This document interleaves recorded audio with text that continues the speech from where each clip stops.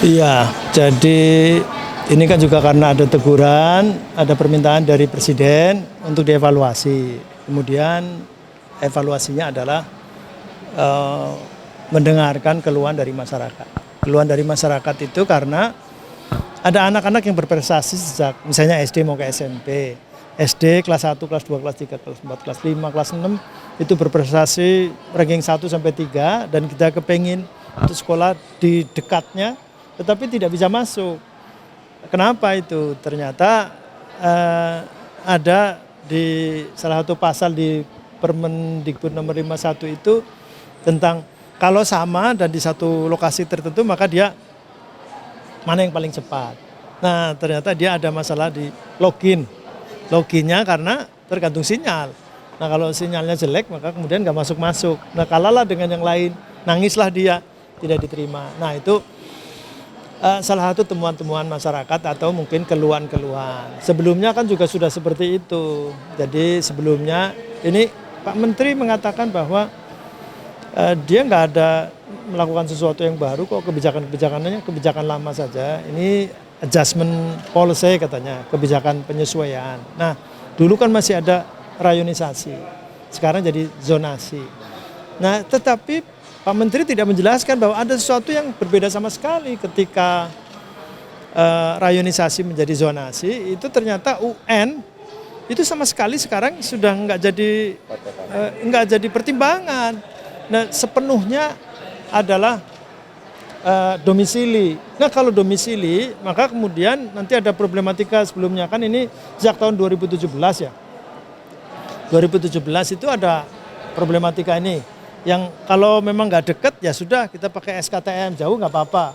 Nah sehingga kemudian banyak SKTM bodong di Jawa Tengah itu Pak Gubernur men-sweeping ada banyak sekali ribuan SKTM bodong ini. Nah tahun 2018 kemudian ada perbaikan. Jadi bagaimana ada yang SKTM bodong ini kalau ada masalah maka kemudian bisa dilaporkan ke polisi dan seterusnya. Kemudian semula juga zonasi ini pakai pemerintahan. Nah kemudian diubah menjadi radius karena ada problematika. Ada anak berprestasi, sekolahnya dekat, ternyata nggak diterima. Kenapa? Karena beda kabupaten, karena dia ada di perbatasan. Peristiwanya ada di Ungaran ya, di Kabupaten Semarang dengan Kota Salatiga. Ini seperti ini. Jadi dari sistem zonasi yang berbasis pemerintahan, kemudian radius. Nah radius ini ada masalah juga. Radius ini seperti Solo, itu kota yang taat kepada Perda RT RW. Maka kemudian ini zona pendidikan, ini zona perdagangan, ini zona pemerintahan. Kalau pendidikan maka sekolah ada di sini.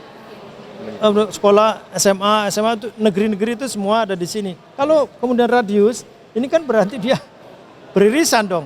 Kemudian orang-orang yang tidak ada sekolahnya, lantas mau sekolah di mana? Ini kan susah, perlu kebijakan khusus. Inilah yang perlu penjelasan. Kalau dari diskusi sementara memang problematika satu, Permendikbud rata-rata muncul sangat mendadak. Jadi Mei diketok, kemudian Juli harus dilaksanakan. 2 bulan, ini ada banyak problematika. Problematika yang paling serius adalah sosialisasi. Jangankan kepada masyarakat masih kekeh bahwa anak saya pinter, anak saya UN-nya tinggi, kenapa nggak bisa masuk ke sini sekolah yang bagus? Ini kan berarti memang masih ada persepsi masyarakat tentang sekolah favorit dan tidak. Kemudian menganggap bahwa UN itu bisa menentukan untuk bisa sekolah melanjutkan, padahal enggak. Sekarang ini zona domisili. Nah ini juga nggak sampai, jangankan kepada siswa, kepada penyelenggara pendidikan. Ini juga kenapa ribut begini rupa, kisruh, karena persepsi yang beda antara Kemendikbud dengan provinsi dan kabupaten kota. Sehingga menurut Kemendikbud katanya ini mereka terlalu kaku gitu. Kemudian yang lain bahwa zonasi ini baik kalau dilaksanakan sesuai dengan tujuan awal bahwa menghilangkan kastanisasi, kemudian nggak ada favorit dan tidak. Berarti kalau nggak ada kastanisasi, ya sudah berarti bagaimana yang adil adalah ada 8 standar nasional pendidikan.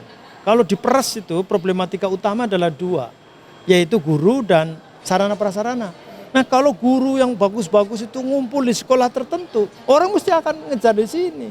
Maka redistribusi guru ini harus, kalau sudah dimulai, sampaikan kepada masyarakat bahwa guru-guru yang baik-baik ini sudah dibagi-bagi kemana-mana. Kemudian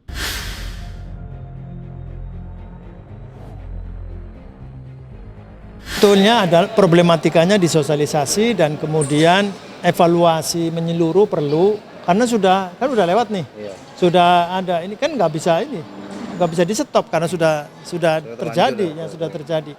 Maka selanjutnya harus kemudian memperhatikan masukan-masukan dari masyarakat sampai masyarakat juga tahu dan memahami betul. Jadi kalau idealismenya kayak di Amerika, di Jepang, orang sekolah itu ya deket-deket saja. Berarti ya gurunya juga begitu dong. Jangan kemudian gurunya ngumpul di satu ini, kemudian nanti siswanya sekarang harus dipaksa untuk zonasi, gurunya juga zonasi. Kemudian juga itu sarana prasarana. Kalau mengharapkan seperti negara-negara maju berarti nggak ada sekolah favorit. Iya, berarti jadikan sekolah-sekolah itu semuanya favorit. Jadi kan nggak ada kastanisasi, nggak ada diskriminasi. Kalau nggak ada diskriminasi, ya guru, distribusi guru dan sarana prasarana juga tidak kastanisasi, tidak ada diskriminasi. Saya kira ini kalau secara konferensif dan terus-menerus dilakukan, ini tahun ketiga, mudah-mudahan tahun keempat nanti tidak ada masalah. Baik.